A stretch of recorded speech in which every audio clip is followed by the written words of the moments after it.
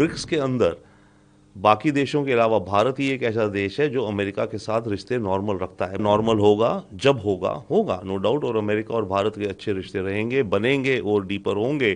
देखिए, सबसे पहली बात तो है कि वो कह रहे हैं कि क्रिस्टल क्लियर कर दिया है, पानी की तरह साफ कर दिया इंडिया होगी, आपको रशिया का तेल खरीदना बंद करना पड़ेगा। मेरे विचार से भारत ने भी उसी तरह से क्रिस्टल क्लियर पानी की तरह साफ कह दिया है अमेरिका को कि हम रशिया का तेल खरीदना बंद नहीं करेंगे। हम जो भी बदलेंगे वो हम अपने नेशनल इंटरेस्ट के हिसाब से देखेंगे। तो वो एक क्लियर दोनों साइड्स के पोजीशन दिखती हैं।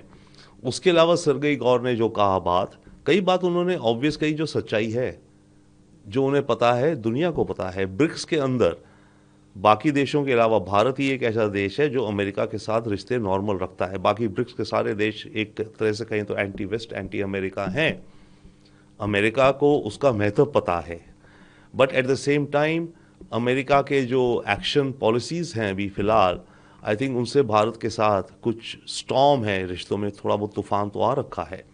अब नया नॉर्मल होगा जब होगा नो डाउट, और अमेरिका और भारत के अच्छे रिश्ते रहेंगे, बनेंगे और डीपर होंगे। परंतु ये जो फिलहाल का एपिसोड है टैरिफ्स को लेकर के, इसकी यादगार लंबी रह जाएगी और भारतीय फॉरेन पॉलिसी को अमेरिका के रिश्तों को लेकर के ये हमेशा अब फैक्टर में रहेगा। अब जो नया नॉर्मल होगा भारत अमेरिकी रिश्तों का, वो पुराने नॉर्मल जैसा नहीं होगा। शशि थरूर जो कह रहे हैं और जो दिख भी रहा है कि ढाका यूनिवर्सिटी में जो जमात की स्टूडेंट विंग इलेक्शंस जीती है, तो वो तो ये दिखाता है, सिग्नल है, क्लियर है कि जमात को पॉपुलर सपोर्ट है यूथ में, जो उनका यूथ विंग है उसको यूथ में सपोर्ट है। और ऑब्वियसली फिर जो आगे इलेक्शन होगी तो उसमें भी इसका मतलब यूथ जो है बांग्लादेश का, काफ़ी एक अच्छा तबका जो कॉलेज स्टूडेंट्स वाले हैं, वो शायद मेजॉरिटी जमात के सपोर्टर्स हैं, तो वो इलेक्शन को इम्पैक्ट करेंगे और उसका असर भारत पर भी होगा। क्योंकि जमात जो है ये एक रेडिकल इस्लाम संगठन है, स्टूडेंट विंग जो इनका है, इसकी शुरुआत ही आईएसआई ने अपना पैसा दे करके इनके स्टूडेंट्स को मदरसों में, स्कूल्स में और फैलाने के लिए चेष्टा करी थी। तो इनकी आइडियोलॉजी आईएसआई से रिलेटेड है, पाकिस्तानी एजेंसी से रेडिकल इस्लाम को लेकर रिलेटेड है।